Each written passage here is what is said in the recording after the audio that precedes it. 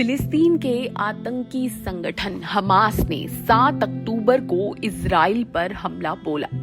एक के बाद एक 5000 से ज्यादा रॉकेट दागे गए। आज 2 दिन बाद भी ये युद्ध जारी है और अब तक दोनों तरफ से सैकड़ों लोगों की जान जा चुकी है।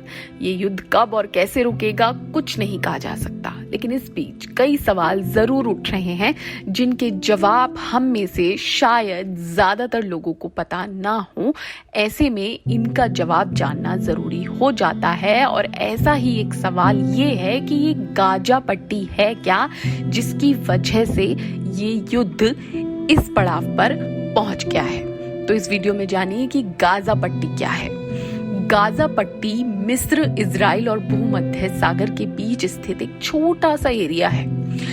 ये दुनिया की सबसे ज्यादा घनी आबादी वाले क्षेत्रों में से एक है।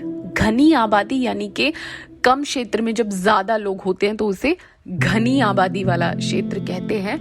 और इसका अंदाजा आप इस बात से लगा सकते हैं कि जो गाजा पट्टी है इसकी लंबाई करीब 41 किलोमीटर है और चौड़ाई 6 से 12 किलोमीटर है। यहाँ जनसंख्या 20 लाख से ज्यादा है और बताया जा रहा है कि मतलब हर वर्ग किलोमीटर में करीब 5500 लोग रहते हैं। तो आप समझ सकते हैं कि कितना घनी आबादी वाला क्षेत्र ये है। अब आतंकी संगठन हमास जो है वो गाजा पट्टी से ही ऑपरेट होता है और यहीं से इजराइल पर अटैक भी कर रहा है। फिर एक सवाल ये आता है कि ये जो हमने अभी लोगों की चर्चा की, जनसंख्या की चर्चा की, तो गाजा पट्टी में जो लोग रहते हैं वो कौन है? तो यहाँ पर रहने वाले ज्यादातर लोग फिलिस्तीनी हैं। इसमें शरणार्थी भी हैं और वहाँ के मूल निवासी भी। अब ये समझते हैं कि गाजा पट्टी अस्तित्व में कब आई, तो इसके लिए हमें जाना होगा इजराइल की स्थापना पर। 1948 में इजराइल की स्थापना हुई और तभी से इजराइल और फिलिस्तीन के बीच संघर्ष शुरू हो गया।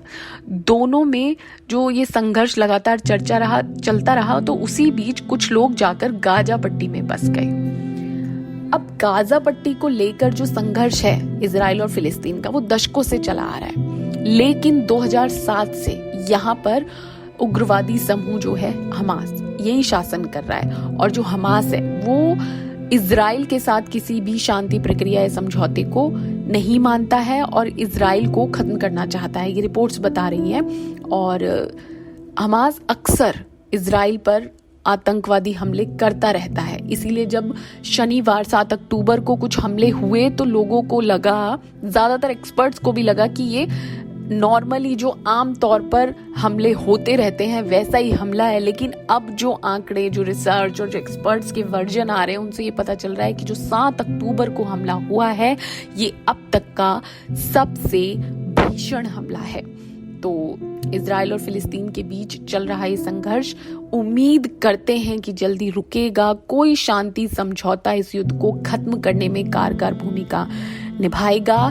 तब तक इससे जुड़ी जो भी जानकारी, जरूरी जानकारी है, वो मैं इनटू द लाइफ में आपको देने की कोशिश करती रहूंगी। आप देखते रहिए, बने रहिए इस चैनल के साथ।